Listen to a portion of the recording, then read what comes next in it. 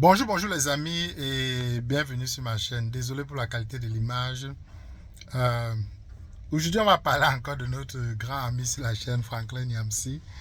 Vous savez, je ne voulais normalement pas parler de lui, mais J. Remigono l'a allumé. En tout cas, il l'a rhabillé pour l'hiver. Donc, j'aimerais qu'on écoute ça. Vous savez, avant d'écouter, vous savez que le professeur Franklin Nyamsi, je ne sais vraiment pas ce qui le dérange. Il a battu campagne contre le professeur Maurice Kamto. Tout ce que Maurice Kamto disait, il discréditait Maurice Kamto. Même quand Maurice Kamto accusait que les étrangers, on entrait de les cartes d'identité nationaux aux étrangers pour qu'ils votent pour le RDPC, il discrédite Maurice Kamto. Bref, il a battu vraiment une campagne contre le professeur Maurice Kamto. Et depuis qu'il a vu que le peuple s'est réfugié sur Issa Chiroba, et surtout le dimanche, le 12, surtout le 12, le jour du vote, quand les tendances montraient Issa Chiroma, et quand Chiroma a pris la parole euh, 48 heures, un peu plus, disons 36 heures plus tard, Franklin a multiplié des sorties, des posts sur ses chaînes. En tout cas, finalement, on ne comprend pas ce que certains Camerounais veulent.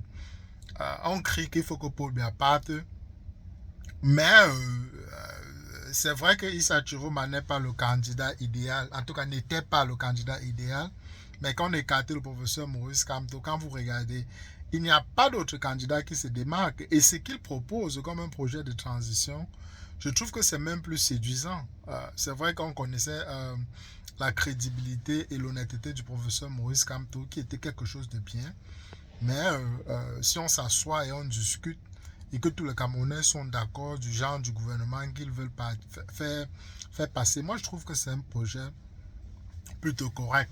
C'est vrai qu'il y a beaucoup de sceptiques, beaucoup de personnes ne croient pas à Issa Chiroma, et ce qui est compréhensible, quoi. Beaucoup de personnes, il a eu trop de zèle quand il était porte-parole du gouvernement du RDPC. Et ça fait en sorte à ce que beaucoup de personnes sont sceptiques. Et moi-même, je vous ai dit que moi, je suis prudent sur la personne. Mais aujourd'hui, à l'instant T, il est la seule personne capable de mettre un terme au gouvernement de Paul Biya. Et vous ne pouvez pas imaginer le boost de confiance que ça va donner au peuple camerounais. Donc, j'appelle tous les détracteurs d'Issa Chiroma de mettre leur orgueil, leur mal de côté, et pour qu'on puisse ensemble diriger cette énergie pour mettre un terme au régime de Paul Biya. Et après, on verra ce que l'avenir nous proposera. Si Chiroma travaille pour le peuple, on n'a pas besoin de le battre. Mais s'il s'avise à ne pas vouloir faire ce que le peuple l'a choisi de faire, ben, déjà la manière qu'on utilisera pour chasser Paul Biya, il ne faut pas négliger que ce sera la manière qu'on utilisera aussi pour le chasser. Bon, maintenant je vous fais écouter en tout cas ce que J. Remigono a dit sur Franklin Nyamsi. Sans plus tarder, c'est parti.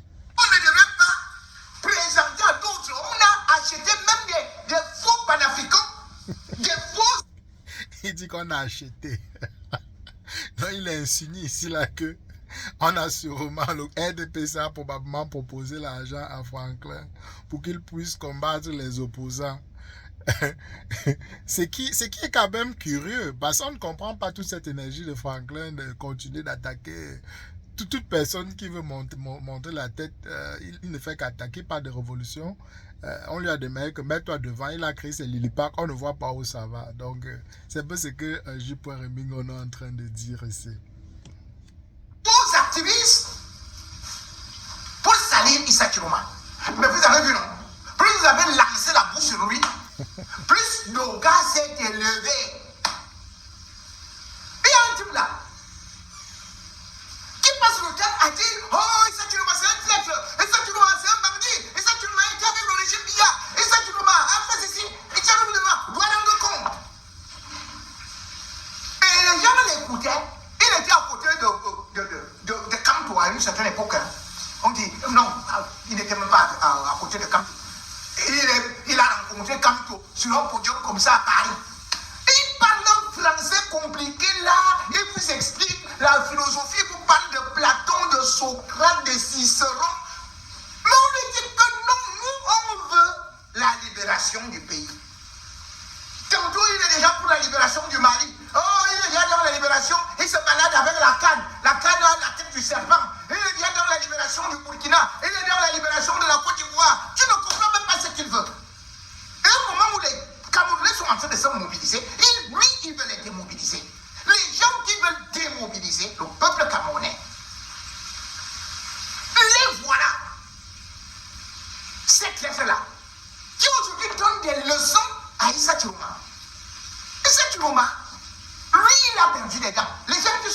révolutionnaires là, dans leur petite chambre, parfois ici à Paris, vont dîner avec les putschistes, vont jouer avec les tueurs et tout ça.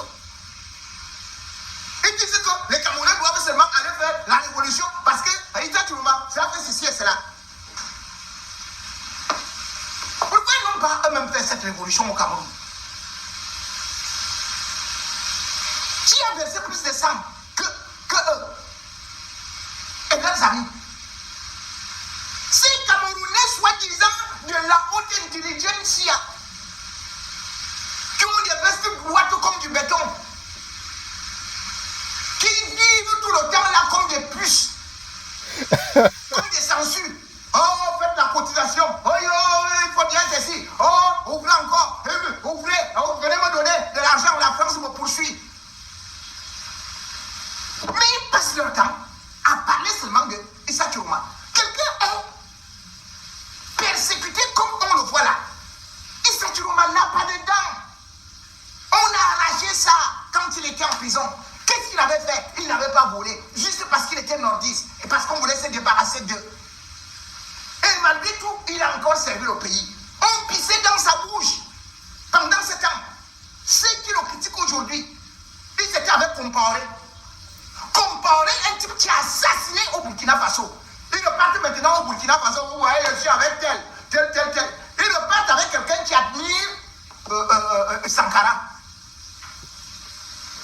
Alors, il parle ici du dernier séjour de Franklin Nyamsi au Burkina Faso. Vous savez que beaucoup de détracteurs de Franklin lui avaient dit qu'il ne pourra jamais mettre les pieds au Burkina.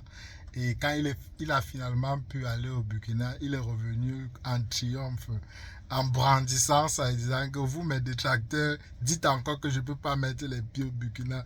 Donc, J. Remigon est aussi en train de clasher Franklin sur ça. Alors que c'est Sankara, c'est Compaoré qui a tué Sankara. Et ces faux Camerounais, ils étaient avec Compaoré. Donc Compaoré est mieux que Issa Tourma.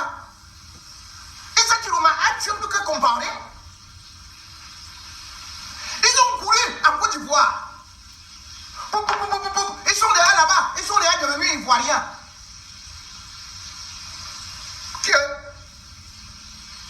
Subitement, on apprend que eux qui sont les panafricanistes, ils sont venus nous dire que Gbagbo est le plus grand bandit de la planète Terre. Ils ont écrit des livres que Alassane Ouattara vraiment est magnifique et ceci, vraiment c'est un génie. C'est quelqu'un qui est sorti de la Banque mondiale. Vous voyez, quand on essaie de regarder sur le plan philosophique et que sur le plan encyclopédique, et si vous prenez encore les idées et les parties de lumière, donc Alassane Ouattara est sorti de cette crème de la crème qui fait de... Mais tu restes comme ça, toi-même tu passes seulement pour lécher les pieds de Ouattara. De Ouattara. Ils sont entrés en brousse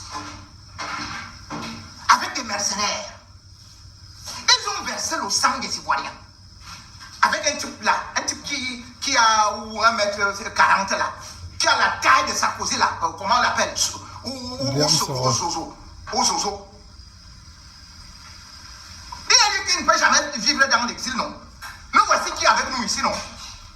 Sauf qu'il n'a même pas de papier ici. Il vit seulement comme ça dans les petits trous aussi. Vous êtes donc avec des gens comme ça, vous soutenez un Soro qui a tué les gens en Côte d'Ivoire. Mais vous dites que c'est Tourma qui est mauvais, qui est dangereux. Il ne faut pas le suivre. Il a tué des Camerounais. Combien d'Ivoiriens vous avez tués? Et ça, Tourma est impliqué dans quel assassinat? Bon les amis, je m'arrête ici. J'espère que vous avez été édifiés. On se reprend très rapidement dans une prochaine capsule.